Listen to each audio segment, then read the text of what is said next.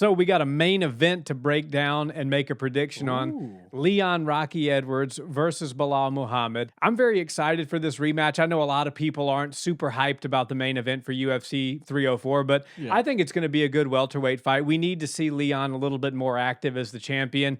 And look, he's looked really, really good. But the same thing can be said for Belal. And I know there's been a lot of complaints about Belal Muhammad's style of fighting. And I'll concede that it's not the most exciting style in the world.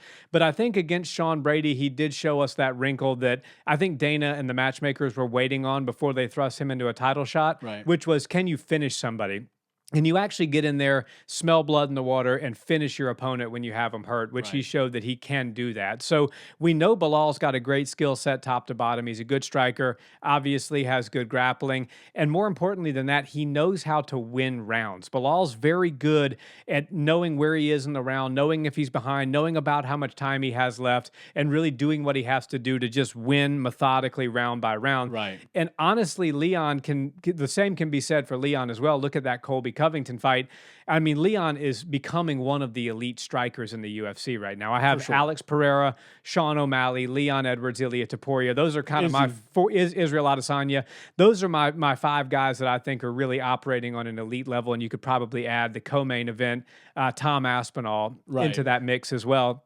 But Leon Edwards has tremendous distance management, and he's got the confidence now of a champion. You know, the Usman 1 fight, I think he needed that fire from his coach to get him over the edge. But Usman 2, Usman 3 rather. He showed us that he really does have that killer instinct, and he can go in there and get the job done. And then against Colby Covington, Colby really had absolutely nothing for him. So I'm expecting the best version of both fighters.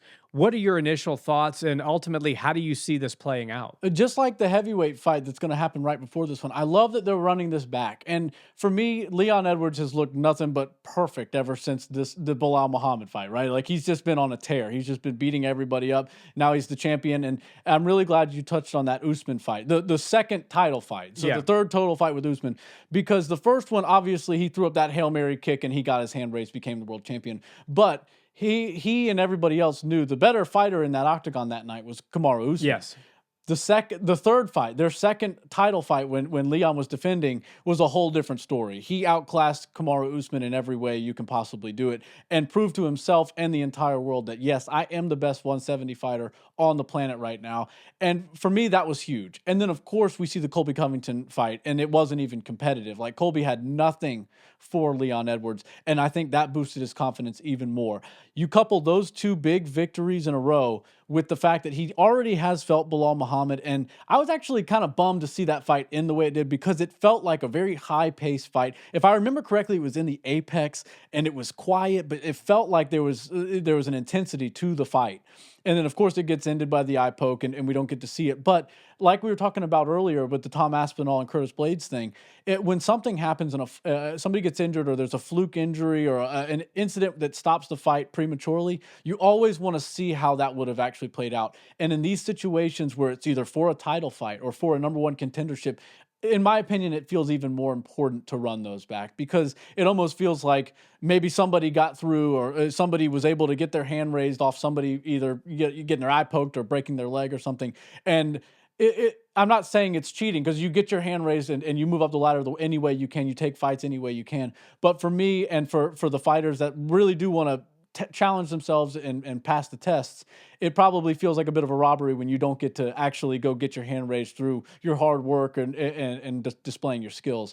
So I think Leon Edwards is going to want to get this one back, and I think he felt some things in the first fight. It's most importantly a speed difference. I think Leon Edwards is probably one of the fastest strikers at 170, maybe one of the fastest strikers that 170's ever seen. He's very good everywhere. He's long and rangy. He doesn't get anywhere near the back of the wall. He doesn't exactly run backwards when he's fighting, and he doesn't press forward, but he does a great balance of everything. He's heavy on the attacks, and then he keeps his distance and moves around and sees what you're going to offer him next. And then he's back in on his attacks, and he's really smart about keeping his range and keeping you at bay, especially if you're a heavy grappler and somebody like Belal Muhammad, who, as you said a few minutes ago, is very good at knowing what he needs to do to get his hand raised, or more or less what he needs to do to win the round. Yeah. And when you have a guy like that who knows, okay, I need to put him up against the cage at 2.5 minutes in, I need to suck him down and get get his back on the ground. I can hold him down there. I might not get a submission.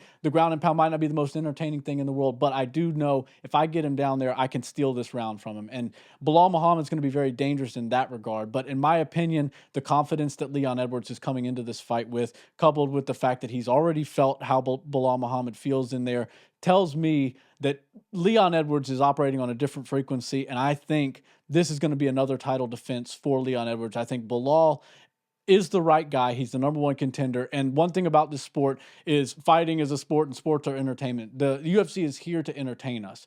But they never forget the fact that this is a meritocracy. And a lot of things are not these days. But 9 times out of 10 in the UFC, you get something based off of your merit, based off what you've done in the past, and that's earned you a title shot, or that's earned you whatever it is that the UFC is giving you. And every now and again, we have these anomalies, right? If they throw Conor McGregor in after one victory over Michael Chandler to fight Islam Makhachev, we got to just roll with that. Stipe Miocic. Stipe Miocic, it's another one. There's examples like that where, yes, it maybe doesn't make sense on paper. That's not the rightful guy, but this is a timing thing. We have to deal with it. Belal Muhammad versus Leon Edwards is not that. This is not going to be a pay-per-view, It's not going to be the biggest card of the year. Exactly. 304 is going to be an electric card. From what I hear, the cards in England are insane. And if you haven't been to one, it's one of those things you need to put on your bucket list as an MMA fan.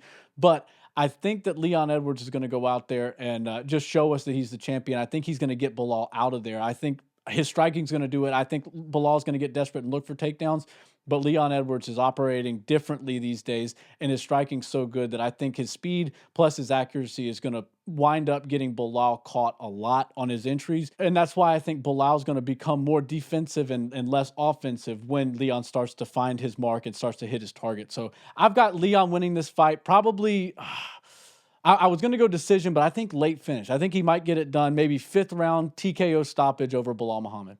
Yeah, I like decision for Leon in this one, honestly. And I contemplated the late finish as well, just because I think, the truth of the matter is Leon Edwards has got some really good wrestling defense. He showed that to us against Kamaru. He actually showed us some really good reversals as well. Yeah. And I don't think that Belal can hang with Leon on the feet. Not any fighter at 170 really can right now. He's so sharp. If you watch his training videos with his feints, his straight punches, and the way he mixes in his kicks and elbows as well. Brutal. I don't think that Belal can hang with him there. So I really think Belal's best shot is, and I hate to say this because this is kind of what a lot of people are expecting out of Belal, is to make this a very boring fight. Yeah. Hold Leon up against the cage, try to win rounds, try to drag him down against the cage and see if you can keep him on the ground for a minute or two and get some ground and pound in. But embrace the booing. Exactly. And Belal doesn't care at this point. He embraces the character that the fans have kind of thrust upon him. Right. So, and he's in a title fight. Yeah. Almost nobody walking the face of the earth is ever going to be in a UFC title fight. So good on him. And I wouldn't be mad at him if he does what he has to do to win the fight. But I just think Leon's going to have an answer for everything. I don't think Belal's going to really have much success grappling him. And even if he does get him down a time or two, I see Leon, he's got some very slick jiu-jitsu. He's got some really good submissions of his own that he can not necessarily finish with a submission, but threaten the submission to scramble and get himself back up to his feet. And then it's just business as usual for Leon Rocky Edwards. Right. I think he pieces Belal up. I think this is a 50-45 or a 49-46 type of decision, and the champion's going to walk away the champion at the end of the night. Yeah, that's a great prediction, and I do think that Leon Edwards is head and shoulders above Belal as far as the striking goes, but not just on the offensive side. I think Belal is very stale and stiff when he's striking and trying to defend strikes. He doesn't move his head a whole hell of a lot, and Leon Edwards knows how to find his target, especially a target that's not moving. So I think he's going to hit Belal often, and he's going to hit him a lot all night long for as long as Belal can last. But, Belal's a durable guy, so if it goes decision, I won't be surprised. But something tells me that that electricity inside the English air when Leon Edwards walks out in the main event for his title, Shaba Matapat is going to hit the speakers and everybody's going to go crazy. I think there's going to be something special in the air that night in the arena. Leon Edwards gets a TKO finish over Belal Muhammad. I like it.